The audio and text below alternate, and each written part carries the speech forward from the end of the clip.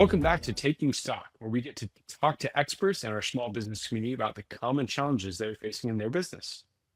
As always, I'm your host, Steve Bowman, head of product here at Koble. Today, we're here with Alex Myers. Alex works for Koble as a data consultant, where he lives in Lancaster, PA. We're excited to talk to him today about how he's helping business owners use data to better understand their operations, solve business challenges, and uncover hidden insights to help gain and retain customers. Alex, thanks so much for being with me today. Good talking with you, Deke. Awesome. Well, I want to just learn a little bit about you and your origin story. What got you into what did you do before you came to Koble, and what got you into this interest or intrigue in working with data? Yeah. So if I go back in time, so I'm 29 right now. If I go back in time to my childhood, I've always been, if you ask my mom, my parents, I've always been very interested in finances, kind of data, money, especially as a child. I can remember when I was probably, judging by the picture in my mom's photo album, probably around like 7 or so. I had saved up enough money to change it in for a $50 bill, and there's this picture of me holding it up with the biggest grin on my face, and I was so excited to have hit that milestone. What I hadn't told my parents is that I had borrowed like $1.50 from my sister. And when they found out, they made me pay it back with interest, which was very upsetting, having worked very hard for that $48.50. But it was definitely the story of my childhood and teens was being interested in finance and investing and numbers. Always been a bit of a numbers guy. And before Koble, I worked at a local trucking company. I did a lot of rate quoting for shipments, shipping all over the United States. They had a bunch of customers that shipped food product, usually expensive, say lobster tails from Portland, Maine. It got shipped to Los Angeles. And they would call me up, ask for a price quote, when it could be picked up and delivered. And my job was to give them a price that took into account a bunch of different variables, how quick the product perished, the temperature, how quickly they needed picked up, the receiver, how difficult it was to deliver at those specific places. And anyway, just to take all those different variables into account when creating a custom price for the client that both captured the available value that was there as compared to what the competition could do. So that was not specifically a data role by any means, but it was very data driven. And looking back, that's probably about the closest you could get to being in a role like that without being a data analyst. And just decided there was a couple of things. I love the company deeply, great company to work for, but I wanted something a little more challenging, a little more flexibility with my work schedule. Wanted to be able to work remotely a bit more. And so I quit there. Took computer science classes for a while, and then got the job here at Koble about a little over 2.5 years ago, doing Power BI, doing data analytics, and really building out reports for our clients to help them make the kind of decisions that I was making at my previous job, and have really enjoyed it, and it's been a great journey so far. That's so interesting. I didn't know that. I think I knew you'd worked for a trucking company, but I didn't know the level of complexity as to what you were actually having to manage when you were quoting and that kind of reality. It tracks with how you approach data for our customers, and some of the stuff I see you making it. And so much more makes sense even in this first few minutes of this conversation. I'd be curious to know, what gets you excited about going to work every day? When you wake up, head off the pillow, what makes you want to come in? Yeah, it's funny, and I honestly feel very privileged to have the job I do. I think, especially maybe even for our parents or grandparents, work was just something that they just had to do to provide for their family. I love my job so much, and I have a few roommates, and I might be working some evening, and my roommate comes home. He's like, "Alex, you're playing Call of Data again," because they really are time for just how much I deeply enjoy my job. But as far as specifics go, there's really two kinds of work. There's building out dashboards that work for a whole bunch of clients that you can just give to everyone. One example might be, say, inventory forecasting, or maybe sales comparisons. They work for the Hmm. majority of our clients, and there's lots of opportunity to really dial in that report and make it work great. And then the other one is building out custom reports on one-off basis for different clients. I can think of a few really fun ones. We had one client that they had a couple stores, and Hmm. they were going to put in a new store, and they wanted to see over time. They originally had one store, they put in the second one. We were able to take their historical data and show, like, all right, we had all these customers around this store. We put in Yeah. this new store, right? And be able to see of the customers they had, how many migrated to the new store, how many new Hmm. customers they got from that new store, and if they'd actually nailed the mark in where they should have put that store and where they should put a third store in the future, given that Fascinating. trend over like 5 years. So that was one a fun one. There's many others. Another one I can think of, someone put a billboard out in Route 30, and they wanted to know, like, hey, like, how many new customers did we get during the time that this billboard was out, compared to like the prior year in the same period? Was that number Hmm. up a bunch? And you could specifically target it to like customers that lived within that area of Lancaster County. So it's one of the big reasons I really love what I do is because it changes every day, Yeah. and there's always something new and challenging, and it's a pretty quick product cycle. Yeah, that's cool. That's a sounds like a fun version of figuring out and answering interesting questions that are really impactful. Hmm. Um, how did you become the Koble go-to analytics guy? What what gap did you see? What happened during your time onboarding and jumping in that Hmm. you became the one?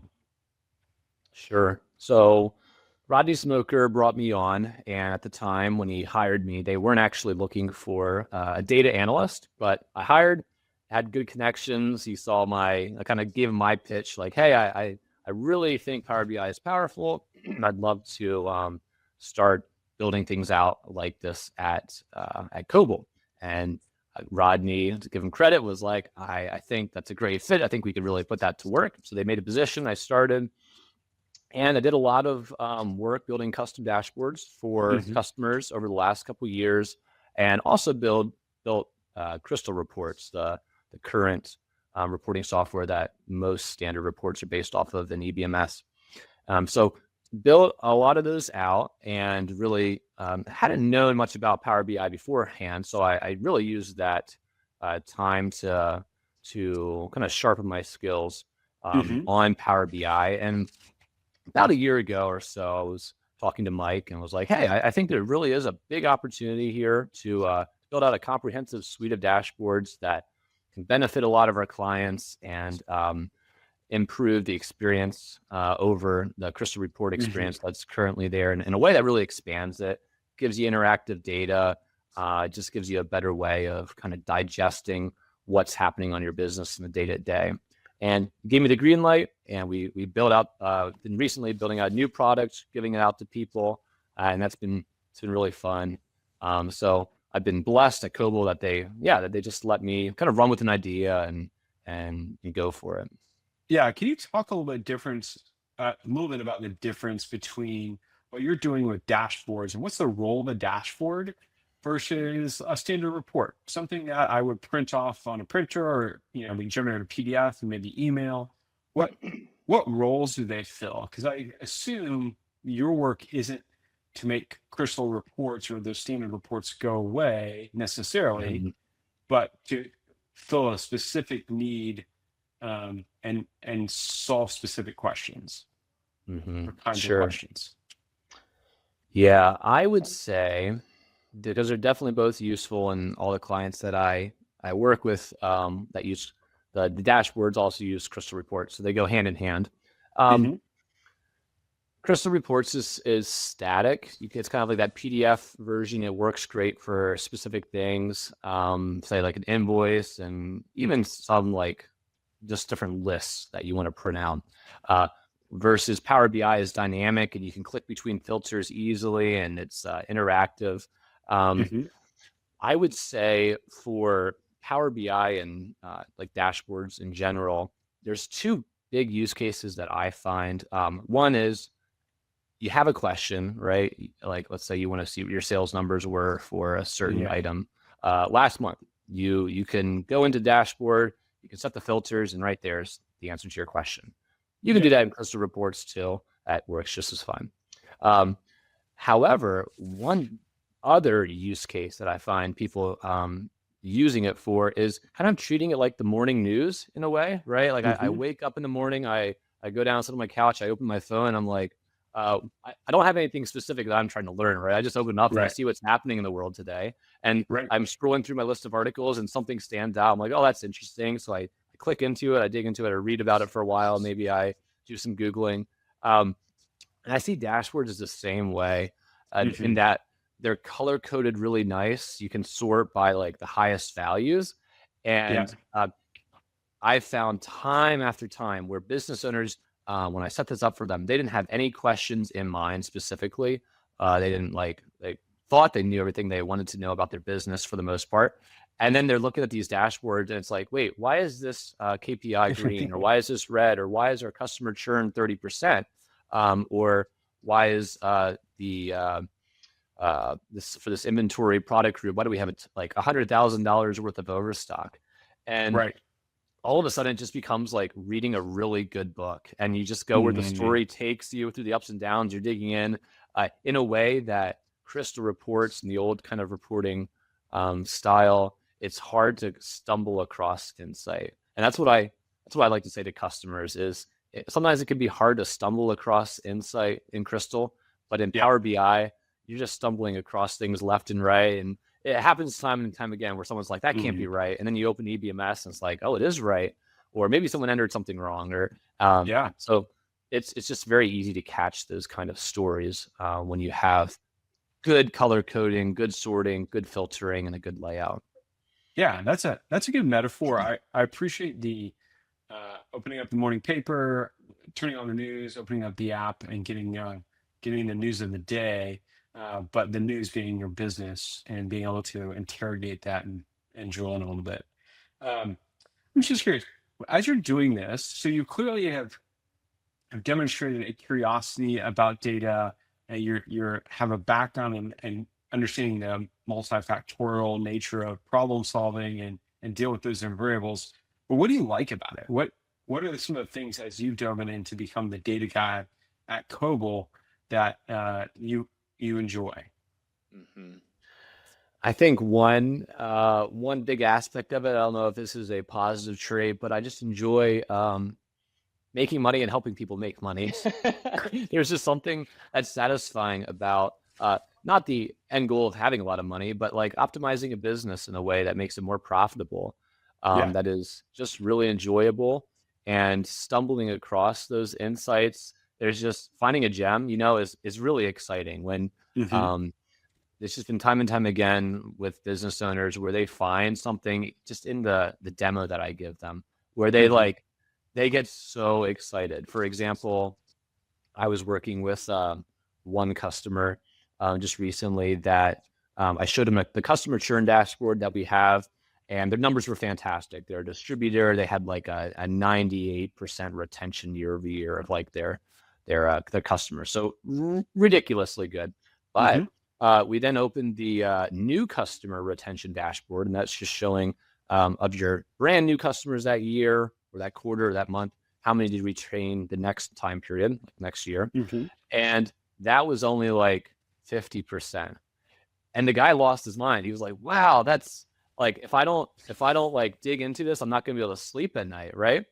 So we found out it was just a surprise realization that as long as he can get someone like past those first several purchases, they'll keep buying and buying and buying.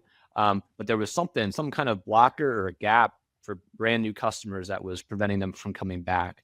And Mm. so things that I like, just helping business owners discover those stories and helping them dig into it is just it's so fun because they have that you're sitting in a room and they all start looking around at each other like guys, are you seeing this? And that's fun. That's really satisfying. That's cool. That is exciting. That sounds like a really rewarding position to be in when you're having those conversations.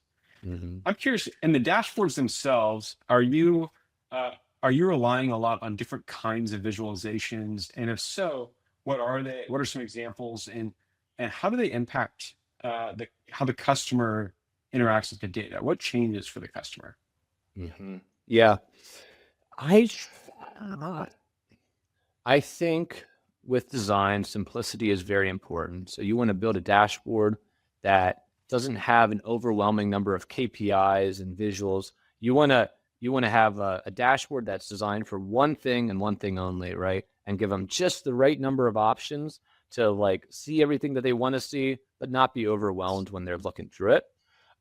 So I might just have like one or two charts. I might just have like one kind of Excel spreadsheet matrix on Yeah. there.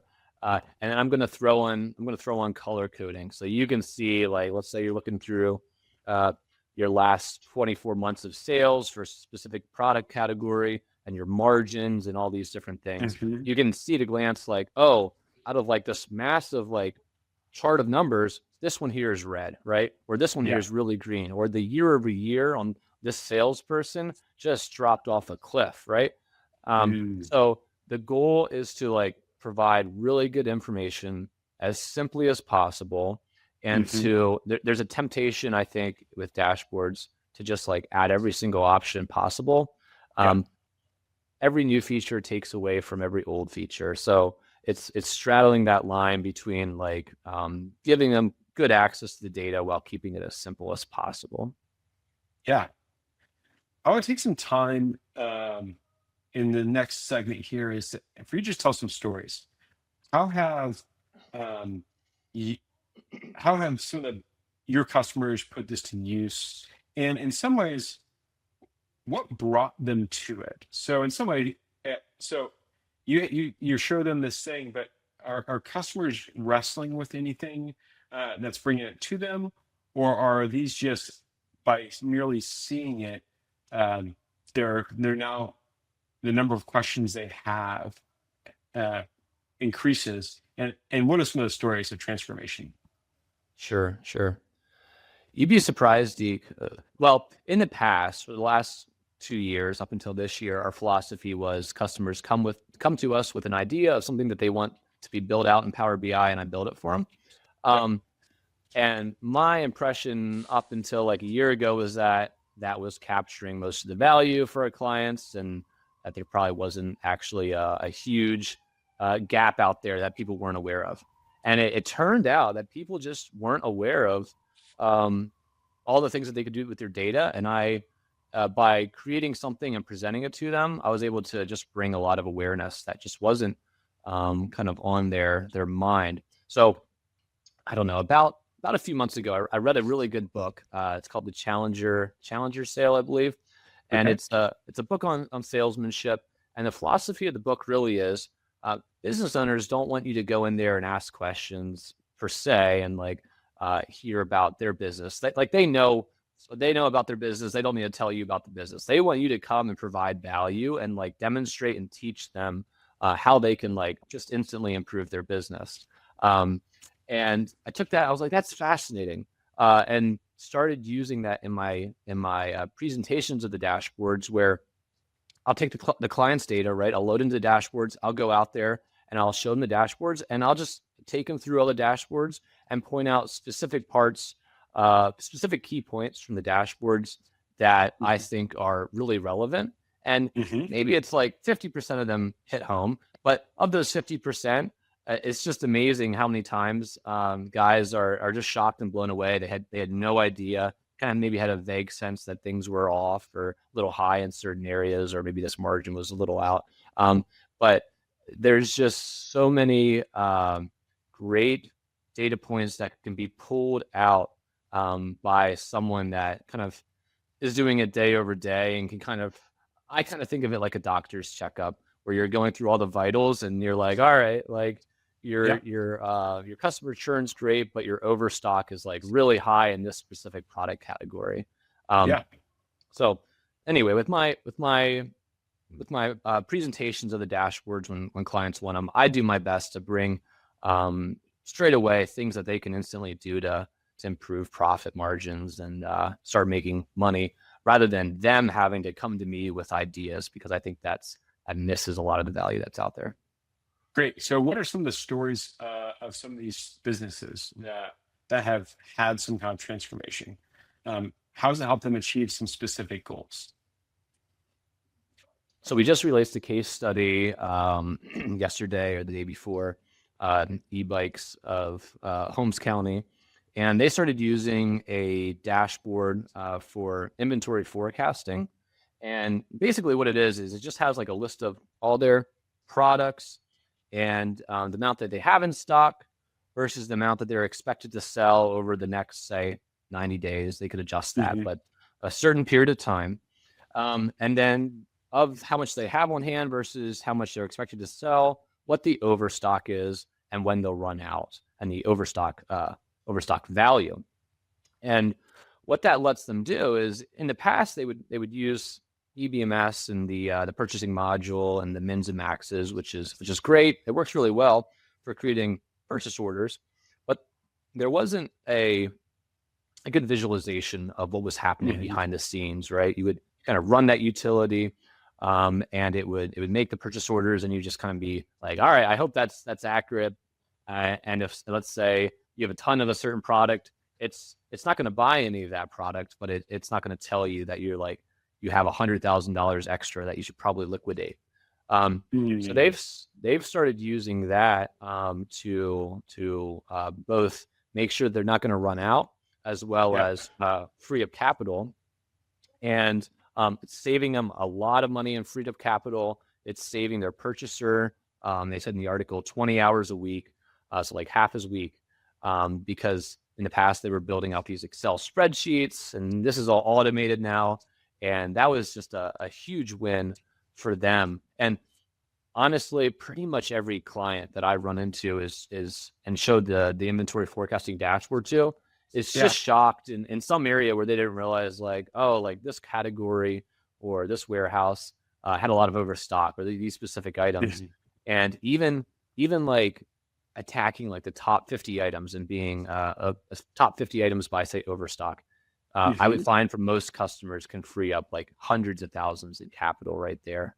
Um, so that's definitely one example of a very common problem that is hard to solve. Honestly, like inventory Yeah. is hard, and providing better visualization is really Mm.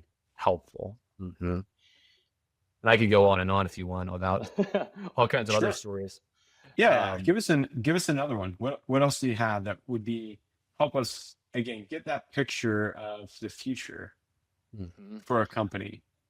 Yep. So I would label these as like things, must-haves that must-haves for any business out there. That's our clients, pretty much. Like, you should be able to track these things. If you don't, you should think through how you can. So, of course, inventory turnover is a big one, like I just said. Customer churn, that's another really big one that you as a business owner need to look into. Lots of hidden value there. I already gave the example of that customer that found out that for their customer churn from new customers, it was a lot higher than they thought. But just for any business, right? Knowing how many new customers that you have coming Hmm. in, what are those new customers buying, right? Um, and how many existing customers do you have that are returning, right? And then, of course, churned customers. If you, let's say, you consider a customer lost after 12 months, right? What's our Yeah. customer churn rate and percentage? Let's say maybe it's going up over time, right? What's our customer churn by salesperson? Maybe some guys have higher churn rates than others. Um, and then yet breaking it down by, say, product category or any of these things to see if you can find patterns and Hmm. changes is crazy powerful. Even by, like, say, pricing Hmm. categories. And then even knowing, I would say this is just as powerful, knowing who those customers are when you lose them, when they churn, right? I've found many clients where customers just, and I remember this from my days at the trucking brokerage, customers drop off the map, right? You haven't heard Hmm. from them for like a year or two, and then one day you just think about it. You're like, oh, I haven't heard from XYZ company in 2 years. Like, what happened? And Yeah. there's like 10 other companies that are just like that might have been like medium sized or maybe even large sized companies, and you don't have a reason for why they left. It could have Yeah. been they had a bad experience with a salesperson. Maybe pricing was too high. Maybe they're out Yeah. of business. Um, maybe it just could be like all kinds of reasons, right? Maybe your order wasn't on time, and Mm. I think there's two big opportunities there. One, you can, especially for the large value customers, right? We track that. How much did they spend? And you can rank it by churned customers by how much they spent over time. But calling like all the top customers that you lost in the last month, and saying, hey, like, just seeing if there's anything we can do to help you out, or like, whatever, right? Try to win them back. Yeah. But also, let's say you can't win them back, right? Finding out why they left is just as important for improving it Sure. for everyone else, right? Because if they left because of a bad salesperson experience or because that order was late, you want to know that, right? You just lost a customer that spent 100,000 revenue with you for the last year. You want to know that they left and why they left so that you can improve that. Yeah. Because I would say customer retention is just as important as getting new customers for the long term health of your business. So have that dialed in, know why every single customer is leaving, and act on that data. Yeah. That's great. Um, uh, I'm curious. We hear a lot about the importance of data today and how we should be data driven and data informed and all these things. I get the sense that it's also possible to be data overwhelmed. And how do you work with customers and how do you think about data to make sure that it's not too much, it's the right things? And what's your sense? How do you help clarify that? Mm-hmm. Yeah, just take it one step at a time. Like when I give customers these dashboards, I'm giving them access to a lot.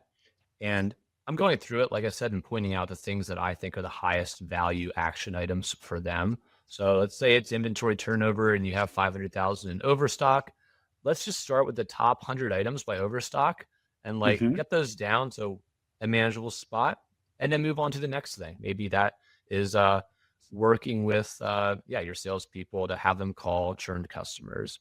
Yeah. But it's like anything in life, like eating the elephant, you do it one bite at a time. And definitely the business owners are super busy. Um, so you just gotta break it down and do it slowly. That being said, I give these dashboards to clients and they spend the next like 5 evenings working on it. So it's almost the opposite problem, where they're just having Sure. so much fun getting all this insight. Um, and my goal, of course, is to, like I said, keep it as simple as possible because, like you said, there's always a possibility of providing too much data and data that's not useful. So I want to have it be the minimum level of data possible to get you the maximum benefit, capture that kind of that 20-80-20 rule. Um, but yeah, deal one step at a time. If it takes you a couple of years to like work through the different dashboards and get them where you need it, totally fine. Mm-hmm. That's great. Are there ever any projects that you steer away from, or maybe you've even turned down? If so, what what's the connection, or what drives that? I guess maybe the question behind the question is: are there questions people want to answer with data, and there just really isn't a good way to know that, Mm-hmm. and this would be helpful for a business owner to think about as they're trying to Mm-hmm. solve different problems in their business. Yeah, yeah. I wouldn't say that there's much that we're turning down per se. I would say maybe the more common thing is people don't have good processes set up to capture the right data in their ERP software. So I'll give you one example. I was working with a retail store where they were super curious. They had a couple of different product lines that they were curious if it was driving new customers to the store. So there was two things. Hmm. It was like the service of small engines and hunting tags, right? Okay. and they're not making any money off of hunting tags, right? And they're also not making much money off of their service of small engines. And the theory behind both of those was it's okay to do that because it was drawing new customers to the store. And then they would end up like maybe buying a new lawnmower or they'd buy other Hmm. things, right? And their question was, all right, we've been doing this, but A, are those like are we acquiring a bunch of new customers by doing this, right? Is it actually bringing people to our store in the first place? And then on top of that, are those clients, are those customers buying other things at our store Hmm. to make it worth to justify having lower rates? And great question. We built the dashboard. It works fantastic for a lot of our clients, and is driving huge value in seeing like why are customers Mm. coming to our store and how much are they spending over time, right? Um, Yeah. but for that specific client, there wasn't actually much payout because we realized that they weren't taking client IDs for like Mm. half of their sales. So there wasn't a way of like tracking. They bought small engine repair, labor fee, and then we really had a bunch of cash IDs over here that we couldn't Yeah. correlate to it. Um, so that's probably the most likely thing is businesses kind of skipping data entry steps and missing the opportunity to capitalize on it. But that's all fixable, right? You can change the process, and then a year down the road, you have some more data on that. But Yeah. having clean data is important, and using the system in the way that it's designed is important if you really want to be able to dive deep on some of these questions. Yeah. I'm curious, how do you, and this might be kind of a similar answer to the question, but there's some business owners that literally uh, they're doing the job of running their business as they're doing the operations. They're flying by the seat of their pants. How Hmm. do you have that conversation with people who are more apt and comfortable in that context Hmm. um, about data and some of the results and planning and work that that does? Hmm. Yeah, yeah. I think it's funny. I think this is a little bit of a we're in Lancaster County. I think it's a little bit more of a Lancaster County bias in that, and I don't think it's a bad thing. I think the Lancaster County culture is there. People get work done. They work really hard, and they pull themselves up by their bootstraps, and that's fantastic.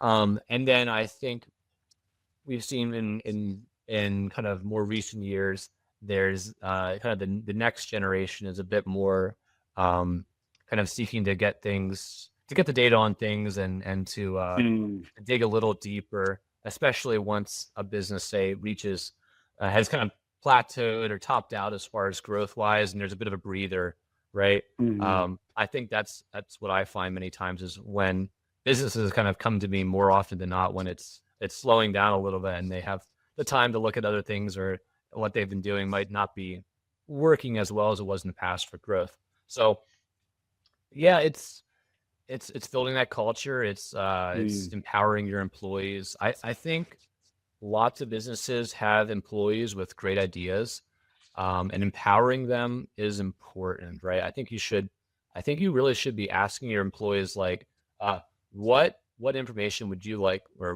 would help you do your job better, right? What data Yeah. can I get you? What reports can I get you? Um, and listening to your employees and I think they're going to bring up a lot of really good points, and then you're able to provide those reports to them to help them do their job better. I think all of that's just a great combination to improve to take the culture of your business and to get people data literate and asking better questions. Yeah. That's great. If someone just is just on the start of their data analytics journey for their business, where would you recommend they start? What's the first step? Where's a logical Mhm. place to kind of cut their teeth? Yeah, yeah. There, that's a good question. So there's Power BI, Microsoft Power BI. It's free. You can download it and use it on your desktop if you have the EBMS SQL Meter module. We can set that up for you. We can also So that's if you want to build your own dashboards. There's lots of good education out there. I think Hmm. Maven Analytics on Udemy is a great course I'd recommend if you want to learn to do this yourself and build some of these reports. Hmm. You can also connect to that data with Excel in the same exact way. That's powerful. But if you're in the place where you're not looking to build these reports out yourself, we have a couple reports, dashboards that are completely free. You can reach out to me. I can set those up, and those just by themselves uh, are just so fun. I think our clients really enjoy them every single time, and it's a great way of seeing data visually, which then helps you ask the questions that get you to the final answer. Um, Yeah. so I think just curiosity and the willing to kind of do some work gets you really far. It's not terribly hard. It's great. What are some things you wish ERP users understood about your work that might change the way they behave or change the way they interact with their system? Mm-hmm. It's a good question. I think I think there I think people there's a lot of low-hanging fruit out there in these dashboards that if business owners just took the time to learn them and to dig into them, that they would find a lot of value.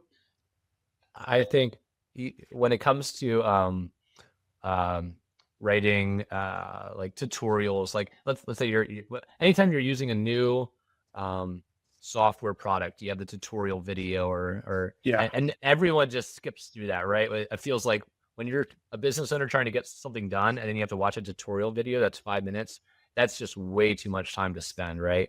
Um, my challenge would be to take the time to watch those videos, to read the documentation and see if you can find see if you understand try to understand every single dashboard that's there and it's very non-linear, the value you're going to get. You're going to have like you're going to go through three dashboards, you're like, I don't know if this is for me, and then you're going to get to the fourth dashboard and you might be 2 hours into this and something just hits you that's like worth $100,000 that you just did not see coming, right? Mm. And that because I don't know your industry, I'm not going to be able to communicate to you, right? I don't know your business. So it's a team effort. I can't bring everything to you. You're gonna have to put in some work. But I think there's a lot of really cool tools that if you take the time and yeah, put in the effort, you can pull a lot out of it. Yeah. I'm curious, what projects or new things are you most excited about that you're either working on the side or you're thinking and dreaming about, but haven't necessarily come to life yet? Yeah, I think AI is a fascinating um, it's a fascinating development in the last couple of years, and it's going to really change the way businesses work and the way that ERP software works. And there's a number of things that I've thrown around. None of them seems like the next thing that I'd love to Mhm. chase, but I'm sure that will show up at some point, and I'm sure it will have something to do with the capabilities as they're released by some of these tech companies. So I'm really looking forward to that. For the next year, it's definitely going to be all about getting out these dashboards to our businesses. So I'm one of my biggest challenges in life is staying focused on what I'm doing now and doing it Mm. well the whole way through to completion, because I love building. I love making Yeah, new things. I feel like I'm a product guy at heart, and then an engineer second place, and then um, but right now I'm distributing it out to people and helping them get value out of it. So that's great. just trying to stay focused, but I think lots of cool things coming down the pipeline. Yeah. So I always ask towards the end of every interview, what is a book or two that you've read you'd recommend others as they navigate this world of business data, for in specifically related to you. Our listeners or learners or business owners are always trying to grow. So we'd love to share wisdom through things we're reading and learning about. Sure. I think honestly, there's not a lot of podcasts or books that I find are like super high value for me. What I think business owners would find super high value would be to take a course on Power BI or a course on Excel, like that Maven Analytics course on Udemy for Mhm. Power BI. I think that's just wildly powerful. And it's one thing to have me build reports, but if Mhm. you know how to do it yourself, you're able to iterate so much faster and answer those questions for yourself. And Power BI really kind of in my mind is kind of next generation Excel in some Mhm. ways, and it's going to be here for a long time. And I think it's a really worthwhile skill to learn. So as far as education goes for data analytics, I'd say learn how to use a tool like that. That's going to be Mhm. the highest value when it comes to specifically data. Um, just for learning in general, things that I really like listening to podcast wise, the A16Z podcast is a great one on investing and what's new in tech. Conversations with the Tyler is another one I really like, more philosophical. The Dorakesh podcast is great. It's on AI and some of these new developments if you're wanting to Mhm. stay up to date. Y Combinator is very much like the A16Z podcast. And then Acquired, love that podcast. It's on basically the history of a lot of the great businesses of the last 100 years and how they built the business, became what they are.